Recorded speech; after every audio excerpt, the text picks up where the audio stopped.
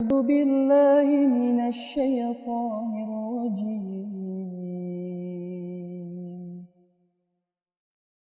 ما يود الذين كفروا من أهل الكتاب ولا المشركين أن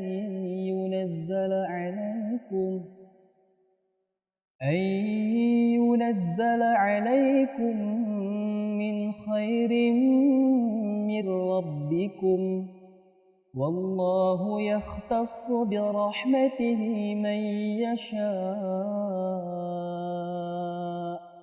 والله ذو الفضل العظيم.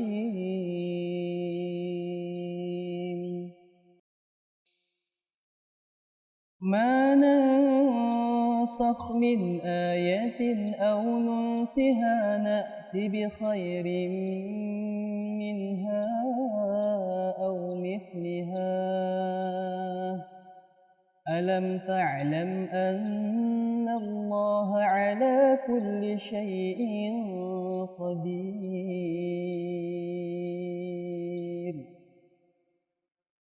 ألم تعلم أن الله له ملك السماوات والأرض، وما لكم من دون الله من ولي ولا نصير؟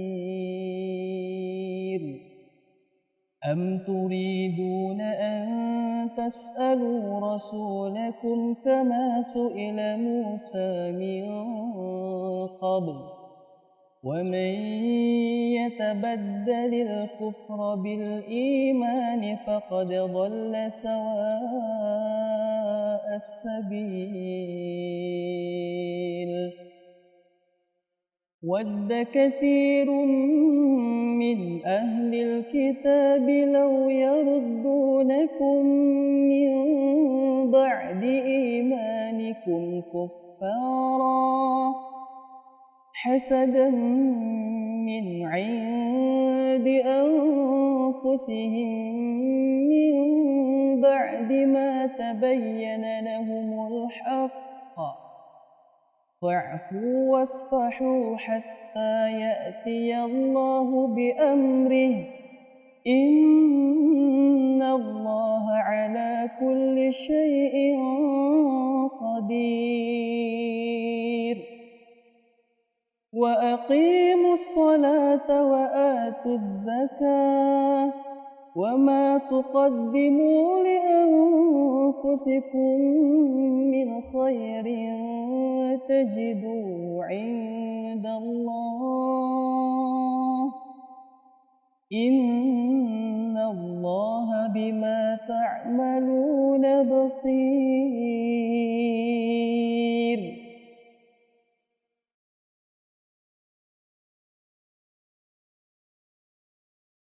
نحمده ونصلي على رسوله الكريم اما بعد فاعوذ باللہ من الشیطان الرجیم بسم اللہ الرحمن الرحیم رب اشرح لی صدری ویسر لی امری واحلل عقدۃ من لسانی یفقہوا قولی۔ السلام علیکم ورحمۃ اللہ وبرکاتہ۔ سورۃ البقرہ آیت نمبر 105 سے 110۔ پہلے دیکھتے ہیں لفظی ترجمہ۔ ما یودو نہیں چاہتے الذین وہ لوگ جنہوں نے کفروا کفر کیا من اہل الکتابی اہل کتاب میں سے ولا اور نہ مشرکین ان ینزلا کہ نازل کی جائے علیکم تم پر من خیرن کوئی بھلائی من ربکم تمہارے رب کی طرف سے، واللہ اور اللہ یختص خاص کر لیتا ہے برحمتہ اپنی رحمت کے ساتھ من یشاء جسے چاہتا ہے، واللہ اور اللہ ذو الفضل العظیم بڑے فضل والا ہے۔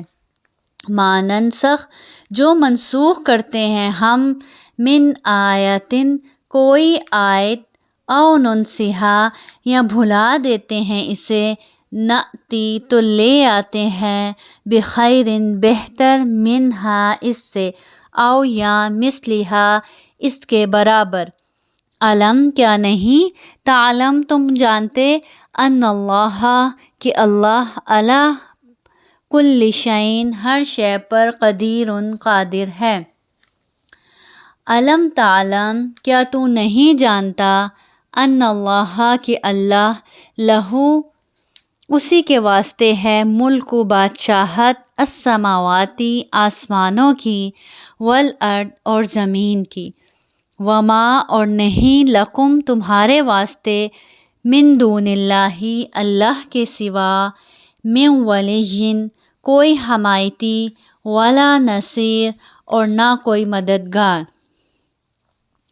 ام تریدون کیا تم چاہتے ہو، ان تسألوا کہ سوال کرو، رسولکم اپنے رسول سے، کما جیسے، سئلا سوال کیے گئے، موسیٰ من قبل اس سے پہلے، ومن اور جو کوئی، یتبدل الکفر لے کفر کو، بالایمان ایمان کے بدلے، فقد ضل سو وہ بہک گیا، سواء السبیل سیدھی راہ سے، ودا چاہا، کثیر بہت سونے، من اہل الکتاب اہل کتاب میں سے، لو کاش، یردونکم من کہ وہ پھیر دیں تمہیں، من بعد ایمانکم تمہارے ایمان کے بعد، کفارا کافر، حسداً حسد کرتے ہوئے، من عند انفسہم اپنے دلوں سے، من بعد اس کے، ما جو، تبینہ ظاہر ہو چکا، لہم ان پر، الحق حق، فاعفوا سو تم معاف کر دو، واصفحوا اور درگزر کرو، حتی جب تک، یأتی اللہ لائے اللہ، بامرہ اپنا حکم، ان اللہ بے شک اللہ، علی کل شیء ہر چیز پر، قدیر خوب قادر ہے۔ وَأَقِیمُوا اور تم قائم رکھو، الصلاۃ نماز، وآتوا اور دیتے رہو، الزکوٰۃ زکوٰۃ، وما اور جو، تقدموا آگے بھیجو گے، لأنفسکم اپنے واسطے، من خیر کوئی بھلائی، تجدوہ تم پالو گے اس کو، عند اللہ اللہ کے پاس، ان اللہ بے شک اللہ، بما جو کچھ، تعملون تم کرتے ہو، بصیر دیکھنے والا ہے۔ تفسیر آیت نمبر 105۔ ما یود الذین کفروا من اہل الکتاب ولا المشرکین ان ینزل علیکم من خیر من ربکم واللہ یختص برحمتہ من یشاء واللہ ذو الفضل العظیم۔ نہ تو اہل کتاب کے کافر اور نہ مشرکین چاہتے ہیں کہ تم پر تمہارے رب کی کوئی بھلائی نازل ہو، ان کے اس حسد سے کیا ہوا، اللہ تعالیٰ جسے چاہے اپنی رحمت خصوصیت سے عطا فرمائے، اللہ بڑے فضل والا ہے۔ اس آیت میں اللہ رب العزت فرما رہے ہیں کہ نہ تو اہل کتاب کے لوگ چاہتے ہیں، نہ کافر ایسا چاہتے ہیں، نہ مشرکین چاہتے ہیں کہ تم پر تمہارے رب کی کوئی بھی بھلائی نازل ہو۔ کیوں؟ اپنے حسد کی وجہ سے، کیونکہ وہ تم سے حسد کرتے ہیں۔ یہاں تم سے مراد کون ہے؟ نبی کریم صلی اللہ علیہ وسلم بھی اور صحابہ کرام رضی اللہ عنہم بھی مراد ہیں، کہ مشرکین اور اہل کتاب ہرگز نہیں چاہتے کہ آپ پر، یعنی آپ پر اور آپ کے صحابہ پر کسی قسم کی کوئی بھلائی نازل ہو۔ کیوں نہیں چاہتے؟ حسد کی وجہ سے، بغض کی وجہ سے۔ لیکن اللہ رب العزت فرما رہے ہیں، اللہ جسے چاہے اپنی رحمت خصوصیت سے عطا فرماتا ہے۔ کسی کے حسد کرنے سے اللہ کی طرف سے آنے والی کوئی نعمت کسی کے لیے رک نہیں جاتی۔ اللہ تعالیٰ فرما رہے ہیں جتنا مرضی یہ حسد کر لیں، اللہ جسے چاہے اپنی رحمت سے نوازتا ہے۔ اشارہ ہے کس کی طرف؟ نبی کریم صلی اللہ علیہ وسلم کی طرف، کہ اللہ رب العزت نے انہیں کس فضل سے نوازا؟ نبوت کے فضل سے نوازا، قرآن کی دولت سے نوازا۔ اللہ بڑے فضل والا ہے۔ اس آیت سے ہمیں کیا پتہ چلتا ہے کہ کسی کی نفرت، کسی کا حسد ہمیں کچھ نقصان نہیں دے سکتا، نہ ہی ہم سے کچھ چھین سکتا ہے۔ اس لیے ہمیں پریشان ہونے کی ضرورت نہیں، کیونکہ اللہ جس کو نعمت دینے کا ارادہ کر لے تو اس سے کوئی نعمت روک نہیں سکتا، کوئی چھین نہیں سکتا اس سے۔ تو بندہ مومن کا توکل، بھروسہ اپنے رب کی ذات پر ہونا چاہیے۔ اور اسی طرح یہ آیت ہمیں بتاتی ہے کہ لوگوں کے حسد سے ڈرنا نہیں چاہیے، کیونکہ دینے والی، عطا کرنے والی ذات کون ہے؟ اللہ ہے۔ تو جب تک اللہ ہم سے بھلائی کا ارادہ کرے تب تک کوئی دنیا کی طاقت ہمیں نقصان نہیں پہنچا سکتی، یا وہ بھلائی ہم سے نہیں چھین سکتی جب تک کہ ہمارا رب نہ چاہے۔ اس سے ایک بات تو یہ سمجھ میں آتی ہے کہ کسی کے حسد سے ڈرنے کی ضرورت نہیں، کیونکہ ساری بھلائیاں کس کے ہاتھ میں ہے؟ اللہ کے ہاتھ میں ہیں۔ تو جب تک وہ چاہے، ارادہ کرے ہمیں نعمت دینے کا، تو ہم سے کوئی وہ نعمت چھین نہیں سکتا۔ اگر اس نے ہمیں اپنے فضل سے نوازنے کا ارادہ کر لیا تو کوئی ہم سے وہ دولت چھین نہیں سکتا۔ اور دوسری بات یہ سمجھ میں آتی ہے، دوسری بات یہ سیکھنے کی ہے کہ اسی طرح ایک طرف تو کوئی ہم سے حسد کر رہا ہے تو ہمیں پریشان ہونے کی ضرورت نہیں، اس سے ڈرنے کی ضرورت نہیں کہ اچھا اب یہ ہم سے حسد کر رہا ہے، ہماری نعمتیں چھن جائیں گی، نہیں۔ اور دوسری بات یہ سمجھ میں آتی ہے کہ ہمیں بھی کسی سے حسد نہیں کرنا چاہیے۔ اگر کسی کے پاس کوئی نعمت ہے، کوئی اللہ کا دیا ہوا عطیہ ہے، کوئی اللہ کا فضل ہے، تو ہمیں بھی اس کی اس نعمت سے خوش ہونا چاہیے، اس کو برکت کی دعا دینی چاہیے، اس کو اس کی مبارکباد دینی چاہیے، یہ سوچ کر کہ یہ اللہ کا دیا ہوا عطیہ ہے اس کے پاس۔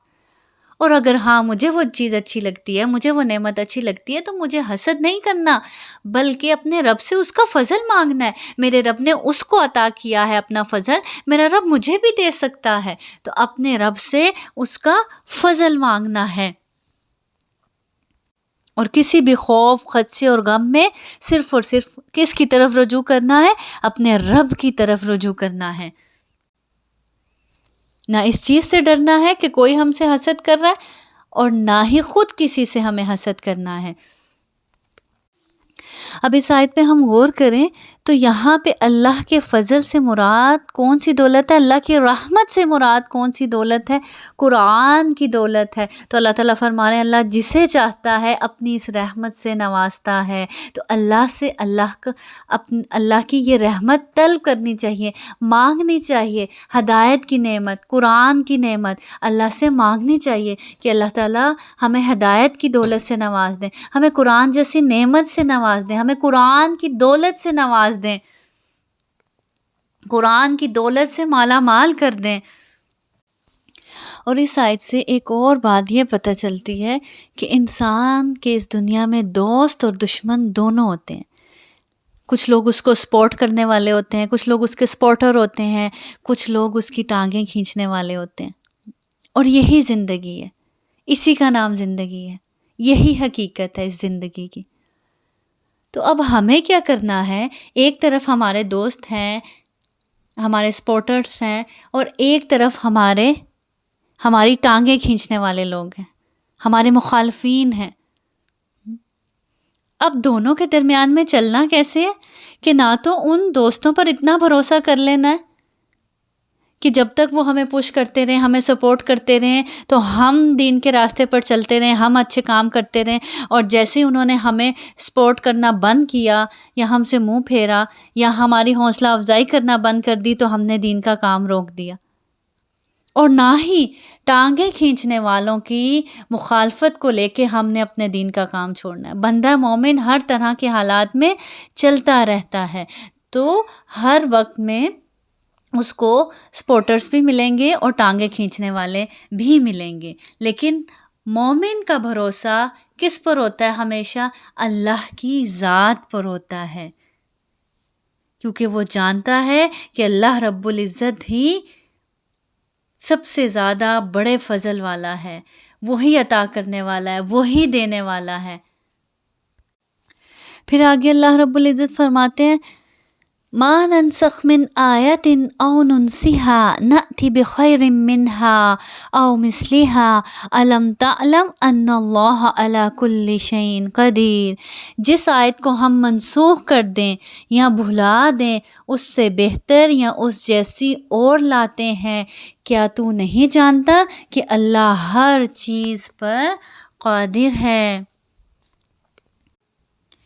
یہاں پر آیات کو منسوخ ہونے کی بات کی جا رہی ہے۔ اب معاملہ یہ تھا کہ اب یہود و نصارہ کی کیا خواہش تھی، اہل کتاب کی کیا خواہش تھی کہ نبوت ہم میں آتی، لیکن اب ان میں نہیں آئی، تو اب ان کی ساری کوششیں اس طرف لگ گئی کہ کسی طرح اس دین کو، اس کتاب کو، اس نبوت کو غلط ثابت کر سکیں۔ اب اس کوشش میں انہوں نے بہت سے اعتراضات کیے، اور وہ اعتراضات کیوں کرتے تھے؟ تاکہ لوگ اس سے رک جائیں، اس کتاب میں، اس نبوت میں شکوک و شبہات ڈالنے کی کوشش کی۔ اور ان میں سے ایک جو ان کی کوشش تھی وہ یہ تھی، ایک اعتراض جو تھا وہ یہ تھا کہ یہ کہنے لگے کہ یہ اگر واقعی ہی اللہ کی کتاب ہے اور یہ نبی سچا ہے، تو پھر اس کتاب میں ایسا کیوں ہے کہ پہلے ایک حکم آتا ہے اور پھر اس کے بعد دوسرا؟ پہلے ایک حکم بیان کیا جاتا ہے اور پھر اس کو بدل کر دوسرا کیوں لے آیا جاتا ہے؟ اور یہ اعتراض بھی انہوں نے اس لیے اٹھایا تاکہ لوگوں کو اس کتاب میں شک معلوم ہو اور لوگ اس سے دور ہو جائیں۔ تو اس آیت میں اللہ رب العزت ان کے اس اعتراض کا ہی جواب دے رہے ہیں کہ اللہ تعالیٰ فرما رہے ہیں جس آیت کو ہم منسوخ کر دیں یا بھلا دیں اس سے بہتر یا اس جیسی اور لاتے ہیں، کیا تو نہیں جانتا کہ اللہ ہر چیز پر قادر ہے؟ اللہ تعالیٰ فرما رہے ہیں اللہ ہر چیز پر قادر ہے۔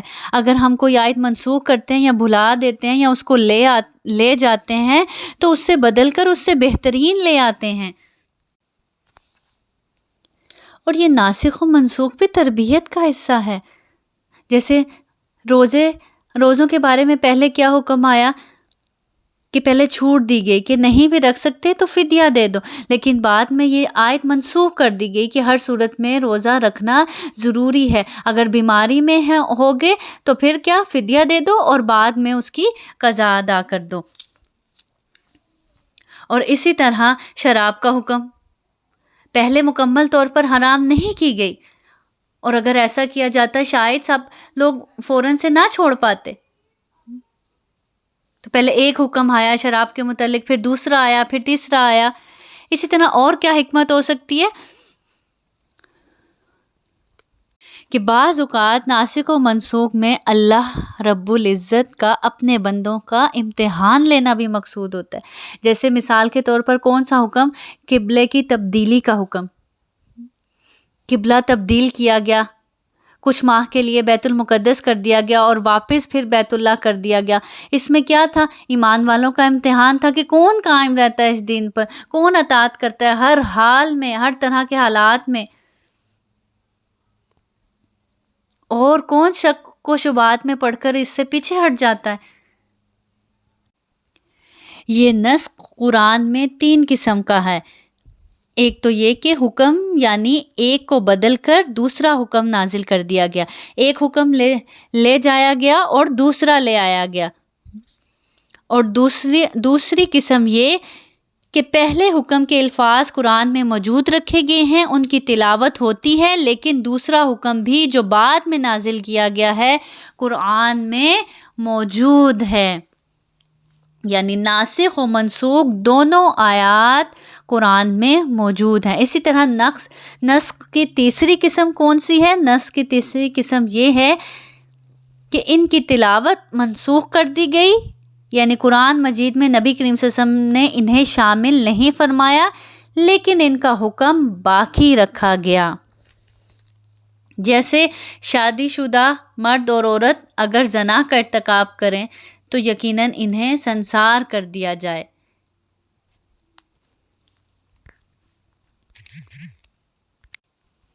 پھر آگے اللہ رب العزت فرماتے ہیں أَلَمْ تَعْلَمْ أَنَّ اللَّهَ لَهُ مُلْكُ السَّمَاوَاتِ وَالْأَرْضِ وَمَا لَكُم مِّن دُونِ اللَّهِ مِن وَلِيٍّ وَلَا نَصِيرٍ، کیا تجھے علم نہیں کہ زمین و آسمان کا مالک اللہ ہی ہے، اللہ ہی کے لیے ہے سب کچھ، اور اللہ کے سوا تمہارا کوئی والی اور مددگار نہیں ہے۔ زمین و آسمان کا مالک کون ہے؟ اللہ رب العزت ہے، اس لیے وہ اپنے معاملات میں آزاد ہے، وہ جو چاہے کر سکتا ہے، اس کو کوئی پوچھنے والا نہیں۔ اور تم بھی یہ بات یاد رکھو کہ اللہ کے سوا تمہارا بھی کوئی والی اور مددگار نہیں، اسی لیے صرف اپنے رب سے ہی مدد مانگو، اسی کو پکارو، اسی کی اطاعت کرو، کیونکہ اگر اس کی سرکشی کرو گے، اس کے آگے سرکشی کرو گے، اس کی نافرمانی کرو گے تو تمہیں اس کے عذاب سے کوئی بچانے والا نہیں، کوئی مددگار تم اس کے سامنے لا کر اپنے لیے نہیں کھڑا کر سکتے، اس لیے ڈر جاؤ۔ پھر آگے اللہ رب العزت فرماتے ہیں ام تريدون ان تسألوا رسولكم كما سئل موسى من قبل ومن يتبدل الكفر بالایمان فقد ضل سواء السبیل، کیا تم اپنے رسول سے یہی پوچھنا چاہتے ہو جو اس سے پہلے موسیٰ علیہ السلام سے پوچھا گیا تھا؟ سنو، ایمان کو کفر سے بدلنے والا سیدھی راہ سے بھٹک جاتا ہے۔ یعنی جیسے موسیٰ علیہ السلام کی قوم نے سوالات کیے، اعتراضات کی بنیاد پر اپنے پیغمبر سے، کیا تم بھی اپنے پیغمبر سے ایسا کرو گے؟ تو اللہ تعالیٰ کہنے سنو، یاد رکھو اس بات کو، غور سے سمجھ لو اس بات کو کہ ایمان کو کفر سے بدلنے والا سیدھی راہ سے بھٹک جانے والا ہے، کیونکہ اس طرح کے اعتراضات پر مبنی سوالات کرنے والا اپنے ایمان کو خطرے میں ڈال دیتا ہے۔ پیچھے دیکھیں ناسخ و منسوخ کا حکم گزرا، تو آگے اللہ رب العزت اصلاح کر رہے ہیں کہ کیا تم اب اللہ کی کتاب پر اس طرح سے اعتراضات کرو گے اور اپنے پیغمبر سے ویسے سوال کرو گے جیسے موسیٰ کی قوم نے سوال کیے تھے کہ ایسا ہے تو ایسا کیوں ہو گیا، ویسا ہے تو ایسا کیوں ہو گیا؟ سوال کرنا غلط نہیں ہے، لیکن جہاں سوالات میں اعتراض کا انداز ہو اور مطالبے کا انداز ہو، یہ چیز غلط ہے۔ سیکھنے اور نصیحت کی غرض سے سوال کرنا برا نہیں ہے، اور جو اس قسم کے سوالات کرتا ہے وہ کبھی حق کو پا نہیں سکتا، حق کو حاصل نہیں کر سکتا، وہ بہک جاتا ہے، سیدھے راستے سے بھٹک جاتا ہے، گمراہ ہو جاتا ہے۔ تو مسلمانوں کو یہاں تنبیہ کی جا رہی ہے کہ تم یہودیوں کی طرح اپنے پیغمبر سے غیر ضروری سوالات مت کیا کرو، اس میں اندیشہ کفر ہے، اس میں بھٹک جانے کا اندیشہ ہے۔ پھر آگے اللہ رب العزت فرماتے ہیں وَدَّ كَثِيرٌ مِّنْ أَهْلِ الْكِتَابِ لَوْ يَرُدُّونَكُم مِّن بَعْدِ إِيمَانِكُمْ كُفَّارًا حَسَدًا مِّنْ عِندِ أَنفُسِهِم مِّن بَعْدِ مَا تَبَيَّنَ لَهُمُ الْحَقُّ فَاعْفُوا وَاصْفَحُوا حَتَّى يَأْتِيَ اللَّهُ بِأَمْرِهِ إِنَّ اللَّهَ عَلَى كُلِّ شَيْءٍ قَدِيرٌ۔ ان اہل کتاب کے اکثر لوگ باوجود حق واضح ہو جانے کے محض حسد و بغض کی بنا پر تمہیں بھی ایمان سے ہٹا دینا چاہتے ہیں۔ تم بھی معاف کرو اور چھوڑ دو یہاں تک کہ اللہ تعالیٰ اپنا حکم لائے، یقیناً اللہ تعالیٰ ہر چیز پر قدرت رکھتا ہے۔ اس آیت میں اللہ رب العزت پھر فرما رہے ہیں کہ اہل کتاب کے اکثر لوگ باوجود حق واضح ہو جانے کے، یعنی ان پر حق واضح ہو چکا ہے، وہ جانتے ہیں، وہ پہچانتے ہیں کہ یہ پیغمبر سچے ہیں، یہ کتاب سچی ہے، ان پر حق بالکل واضح ہے، اس کے باوجود صرف اپنے حسد اور بغض کی بنا پر خود بھی ایمان نہیں لاتے اور تمہیں بھی ایمان سے ہٹا دینا چاہتے ہیں۔ خود تو ایمان لائے نہیں اور اپنے حسد اور بغض کی وجہ سے کیا چاہتے ہیں کہ تمہیں بھی اس دین سے پھیر دیں، تمہیں بھی اس دین سے ہٹا دیں۔ تو اللہ رب العزت کیا فرما رہے ہیں؟ فَاعْفُوا وَاصْفَحُوا حَتَّى يَأْتِيَ اللَّهُ بِأَمْرِهِ، تم بھی معاف کرو اور چھوڑ دو یہاں تک کہ اللہ تعالیٰ اپنا حکم لے آئے، یعنی ان کی تمام چالوں کے خلاف کوئی ایکشن لینے کی ضرورت نہیں۔ وہ جو بھی پروپیگنڈے کر رہے ہیں تمہارے خلاف، تمہیں اس دین سے دور کرنے کے لیے، تم کیا کرو؟ تم صرف اور صرف ان کو معاف کرو، ان سے درگزر کرو، ان کو اگنور کرو، یہاں تک کہ اللہ خود ہی ان کے معاملے میں کوئی فیصلہ کر دے۔ یقیناً اللہ تعالیٰ ہر چیز پر قدرت رکھنے والا ہے۔ تمہیں اس بات پر یقین ہو کہ تمہارا رب ہر چیز پر قادر ہے۔ تو اس آیت میں حاسدوں سے نبٹنے کا علاج بتا دیا گیا۔ پیچھے کیا بتا دیا گیا؟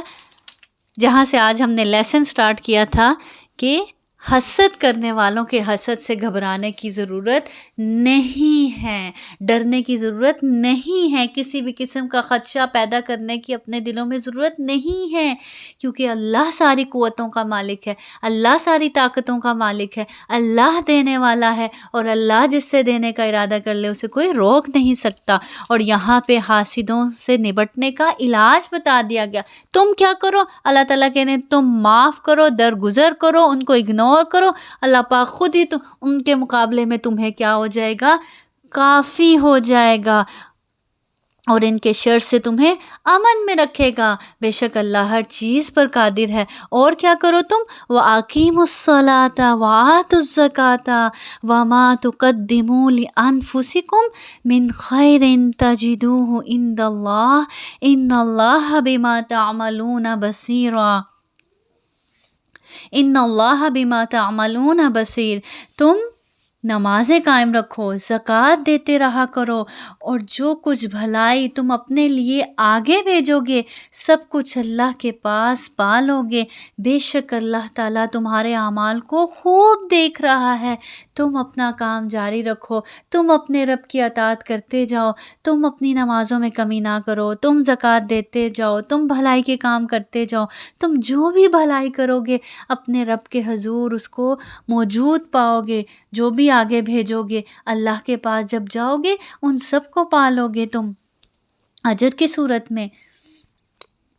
تمہاری نیکیاں تمہارے رب کے ہاں محفوظ ہو رہی ہیں، اس لیے اپنا کوئی بھی لمحہ ضائع نہ کرو، کیونکہ ہوتا ایسے ہی ہے جب ہم ان چیزوں میں الجھ جاتے ہیں تو ہم کس سے دور ہو جاتے ہیں؟ اللہ کی اطاعت سے دور ہو جاتے ہیں، نیکی کے کاموں سے دور ہو جاتے ہیں۔ ہم ان چیزوں میں الجھ کے رہ جاتے ہیں، ہاں فلاں مجھ سے حسد کر رہا ہے، فلاں میرے خلاف اب یہ چال چلے گا کیونکہ اس کو مجھ سے حسد ہے، وہ مجھ سے جیلس ہوتا ہے، اب تو میرا سب برباد ہو جائے گا، اب وہ میرے خلاف یہ چال چلے گا، اب وہ مجھے اس طرح سے بھی نقصان پہنچا سکتا ہے۔ تو ان چیزوں سے باہر نکل آؤ۔ اللہ تعالیٰ کہہ رہے ہیں معاف کرو ان کو، وہ کچھ بھی کرتے ہیں، کچھ بھی سوچتے ہیں تمہارے بارے میں، کچھ بھی کہتے ہیں تمہارے بارے میں، کچھ بھی ایکشن لیتے ہیں تمہارے بارے میں، تم کیا کرو؟ تم جسٹ اگنور کرو ان کو، اپنا کام کرو تم۔ اور اگر کچھ برا کر بھی جاتے ہیں وہ تمہارے ساتھ تو تم ان کو معاف کر دو، کیونکہ اگر تم مقابلے بازی پر اتر آئے تو تم تو دین سے پیچھے ہو جاؤ گے۔ تمہارا تو اتنا خوبصورت وقت، قیمتی وقت، مومن کا تو ایک ایک لمحہ بہت قیمتی ہوتا ہے، اس کو تو اپنے ایک ایک لمحے میں کچھ کمانا ہوتا ہے اپنی آخرت کے لیے، تو وہ سب تم وقت برباد کر دو گے ان چیزوں میں الجھ کر۔ اور کیا پتہ وقت کے ساتھ ساتھ تم ان چیزوں میں الجھ کر بعض اوقات اپنا ایمان بھی برباد کر دو۔ اس لیے اللہ تعالیٰ کہہ رہے ہیں، اللہ تعالیٰ تمہیں کیا نصیحت کر رہے ہیں کہ تم ایسے حاسدوں کے مقابلے میں کیا کرو؟ ان کو درگزر کر کے اپنا کام کرتے جاؤ، نماز کو قائم رکھو، نماز کو قائم رکھو۔ جب بھی مشکل ترین حالات آتے ہیں نا ہم پر، کسی طرف سے کوئی آفت آ گئی، کوئی پریشانی آ گئی، کسی نے ہمیں ہرٹ کر دیا، تو سب سے پہلے جو ایفیکٹ پڑتا ہے ہماری نمازوں پر ہی پڑتا ہے۔ یا تو قضا ہونے لگتی ہیں ان لڑائی جھگڑوں میں، ان سوچوں میں، ان پریشانیوں میں، یا تو ہم چھوڑ دیتے ہیں، یا تو وہ خوشو نہیں رہتا ان میں۔ تو اللہ تعالیٰ کہتے ہیں تم اپنا کام جاری رکھو، تم اس میں کمی نہ کرو، تم اپنی نمازوں کو قائم رکھو، زکوٰۃ دیتے رہو اور بھلائی کے کام کرتے رہو، ان سب کو تم اب اللہ کے ہاں موجود پاؤ گے، چاہے اچھا کرو یا برا کرو۔ آج یہاں تو شاید تم بچ جاؤ، لیکن وہاں اپنے رب کے ہاں تمہیں سب کچھ ملے گا جو تم نے کمایا ہوگا، چاہے وہ اچھا چاہے وہ برا، اور اسی کی بنیاد پر تمہارا اچھا یا برا انجام ہوگا۔ اور پھر یاد رکھو کس بات کو، بے شک اللہ تعالیٰ تمہارے اعمال کو خوب دیکھ رہا ہے، اچھے سے دیکھ رہا ہے، بہت اچھے سے تم کو واچ کر رہا ہے، تم کیا کر رہے ہو۔ تو کوئی بھی انسان بڑا کام کر نہیں سکتا جب تک کہ وہ دوسروں کو معاف کرنا نہ سیکھے، کیونکہ جب تک ہم کسی کو معاف نہیں کرتے نا، تب تک ہم اس غم میں سے نکل بھی نہیں سکتے، تب تک ہم کڑتے رہیں گے، اس کڑن اور جلن اور اس پریشانی میں ہم کسی کام کے نہیں رہتے، کوئی فائدہ مند کام نہیں کر سکتے، کوئی اپنی آخرت نہیں بنا سکتے۔ تو اسی لیے سب سے پہلی چیز ہمیں معاف کرنا سیکھنا ہے، درگزر کرنا سیکھنا ہے۔ تو آج کے لیسن سے جو سب سے بڑی چیز سیکھنے کی ہے وہ یہی ہے کہ ہم اپنا راستہ چلتے جائیں۔ وہ کون سا راستہ؟ حق کا راستہ۔ اس میں کسی بھی قسم کی کوئی بھی رکاوٹ آتی ہے تو اس سے ہم رکنے نہ چاہیں، چاہے پھر وہ ہمارے مخالفین ہوں جو ہماری ٹانگیں کھینچ رہے ہوتے ہیں، پیچھے سے ہمیں روکنے کی کوشش کر رہے ہوتے ہیں، چاہے پھر وہ کسی کا طنز ہو، چاہے وہ پھر کسی کا برا سلوک ہو، چاہے وہ کسی کا حسد ہو، کچھ بھی ہو، ہمیں نہیں رکنا، ہمیں اپنا کام کرتے جانا ہے، ہمیں اپنے رب کی اطاعت کرتے جانا ہے، اور اسی اطاعت کرنے کی حالت میں ہی ہمیں کس سے جا ملنا ہے؟ اپنے رب سے جا ملنا ہے۔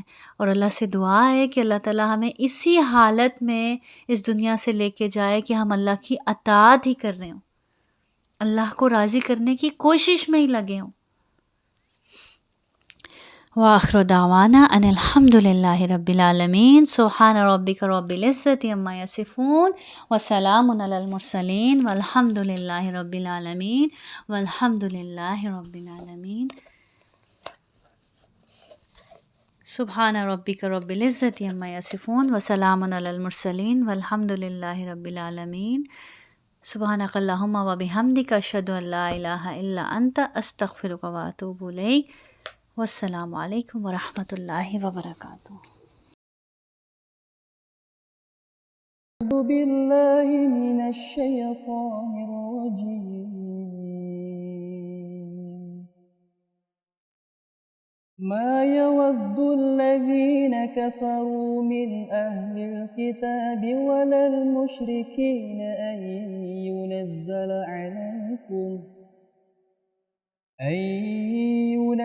عليكم من خير من ربكم، والله يختص برحمته من يشاء، والله ذو الفضل العظيم.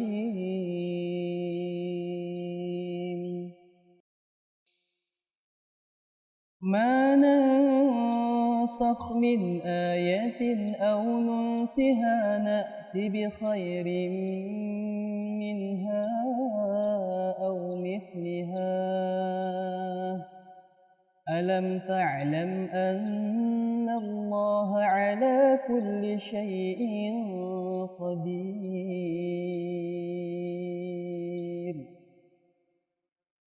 ألم تعلم أن الله له ملك السماوات والأرض، وما لكم من دون الله من ولي ولا نصير. أم تريدون أن تسألوا رسولكم كما سئل موسى من قبل، ومن يتبدل الكفر بالإيمان فقد ضل سواء السبيل ود كثير من أهل الكتاب لو يردونكم من بعد إيمانكم كفارا حسدا من عند أنفسهم من بعد ما تبين لهم الحق فاعفوا واصفحوا حتى يأتي الله بأمره إن الله على كل شيء قدير وأقيموا الصلاة وآتوا الزكاة وما تقدموا لأنفسكم من خير تجدوه عند الله إن الله بما تعملون بصير.